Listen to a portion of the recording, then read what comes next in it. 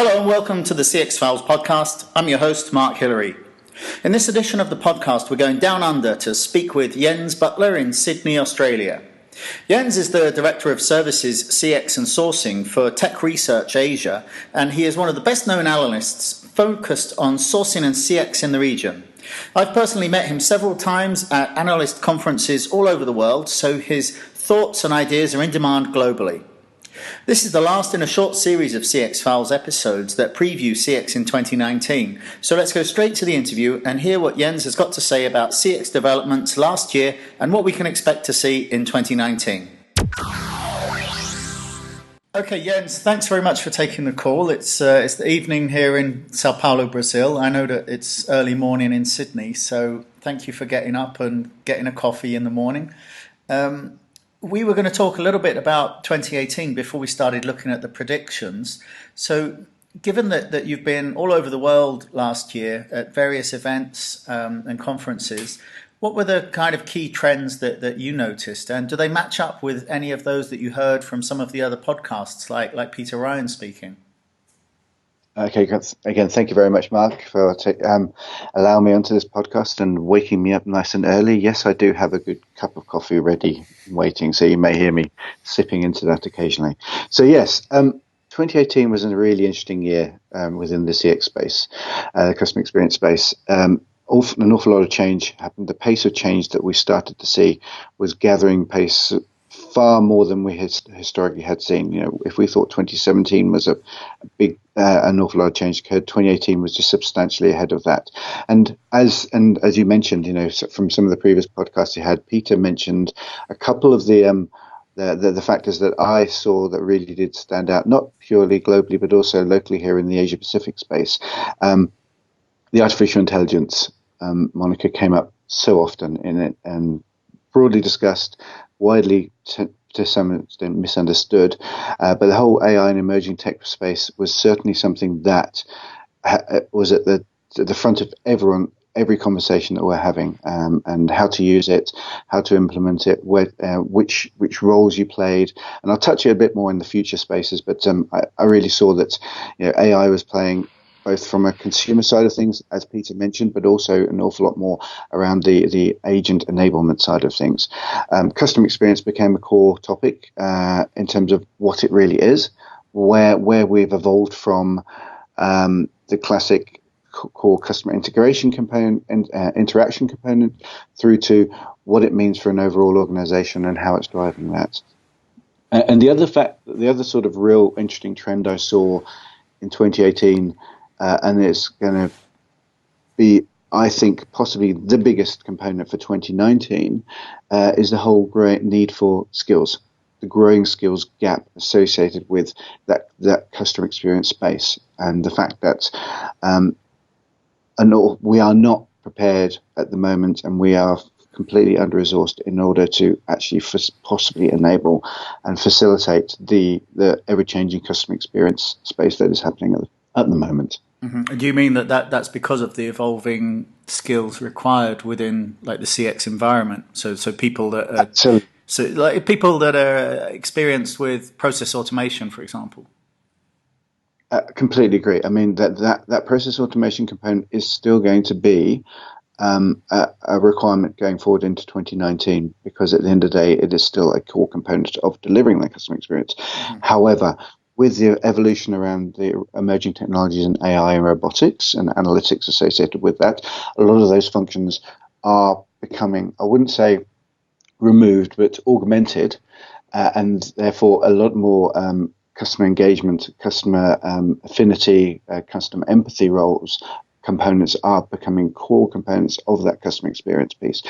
And to retrain and evolve and prepare people not only to leverage the technology, but also then apply it in that specific customer context those are two relatively different skill sets, and therefore either finding the resources who have that capabilities and be training them up to that point is going to be quite challenging, given the pace of that change that is occurring at the moment. Mm-hmm. Okay, so that challenge in finding the right skills is something that we saw last year. It's going to definitely carry on into next year. Peter talked a lot in his podcast about consumer AI being important next year. Would you agree with that? And is there anything else that you've been noticing? I completely agree. I mean, again, I love having these conversations and talking with customers because we often we'll pick a specific topic and focus on that, and and every component is completely relevant within the whole customer experience life cycle. The consumer piece, obviously, historically, it's been something that we have not really focused on, but the fact that AI is driving far more awareness and understanding and integration with the customer side of things, because we need to understand what the customer experience and customer expectations are, is critical, and it is creating a very valuable tool set of capabilities, technologies, processes, data input into understanding that. However, that's only one side of the equation. That's the input side of it, the demand side of it, and how we do it. But how do we actually then deliver against those requirements and expectations, understandings of what we've actually learned from those customers? And hence, I also see a core component of the AI play and emerging technology piece is how do we enable the agents or the interfaces from the organizations with those consumers? And that to me is another piece of the jigsaw that we really need to understand across this whole gamut of artificial intelligence and emerging technologies, in that what we're starting to see is that it is enabling those agents to have an understanding of that customer. So when they talk to them, not only do they just have a standard profile, they can leverage potentially voice recognition to understand the tone and how that consumer, when they're calling them up, what mood they're in. They can use facial recognition to understand those components. You're starting to see artificial intelligence. So when you actually engage with that customer, you can pull up Facebook profiles and everything like that and understand everything about that customer. So when you actually start to engage with them, you already have a context of what that customer's feelings and perspectives are before you actually engage with why they're actually talking to you. So it creates that additional level of understanding and context of that customer. And I think, and what this is doing is driving efficiencies substantially within that whole engagement. You know, it's reducing call times by 70% amongst the couple of customers I've engaged with. It's increasing retention rates, and it's also enabling organizations with especially with peak demand. You know, one airline I've worked with was quite interesting. They introduced this component, and when there was a situation around a strike and everything like that, normally the customer contact center space becomes, it moves into meltdown. But what they did is they actually reduced the amount of time to handle those customer requests down from, I think it went from 6 minutes to 1.5 minutes. But it still retained and managed the increased the customer satisfaction and the turnaround time and the rebooking of tickets. Mm-hmm. So you're starting to see how it's enabling that engagement, or augmenting, I think is the word that we like to use a lot. Mm-hmm. Yeah, so I would say that listening to you there, I think that there's two key points. We're looking at data analytics and data criticality, I guess, as being key focus, but then the data and the use of the data is actually changing the engagement model. Completely, and again, as you said, it's changing the engagement model. It's the opportunity to understand how customers are and how we service them better. It's leveraging multiple sources.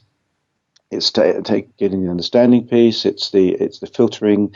It's understanding the voice of the customer. It's the linking of those what historically have been siloed in spaces. It enables agents to become far more predictive rather than reactive as well. Mm-hmm. But what is interesting, and I think this is something that it became reasonably large as a discussion point in 2018, and that's around privacy.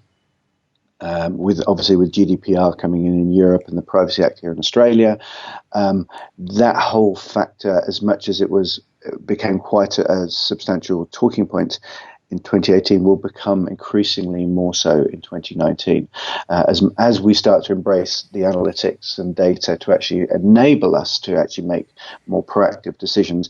We also need to understand there will be boundaries and guidelines that all organizations, especially global contact center organizations, will have to engage with and be aware of. It's not just the compliance around GDPR, the privacy components, it's around the ethical factors around that, and also the security. And given what we're starting to see, what's happened obviously with Facebook and Google, that I think will certainly be an area of focus that we need to wrap around our desire to leverage the newer technologies. A number of customers are more than happy to give all their information for a retail experience so that they could actually engage, leveraging a chatbot to do shopping online through a virtual store. However, that same person, when they were asked to give that information to a telecoms provider, said, no, I don't want to do that. So as you said, a lot of it's different brands. It'll be different industries. It'll be also, and I don't like to go into the whole generational conversation, but there will be a certain generational shift as well, as in terms of there's a certain, obviously the rise with the millennials and the Gen Ys and to some extent Gen Xers appreciate the convenience more than the privacy impact, and a lot of those that pool of people who've come through, who have lived with the internet and willingness to actually access information, generally understand a lot of that information is already out there anyway. So they say, what harm can it be? So I agree. There is going to be a bit of tension. I think there'll be a growing awareness and maturity amongst the consumer side in terms of understanding what information I do want to put out there and what I don't. And I think that may be there may be a bit of a filtering factor in there. But to be perfectly honest, I get the perspective at the moment, or my perspective at the moment is that the convenience factor will win more going forward.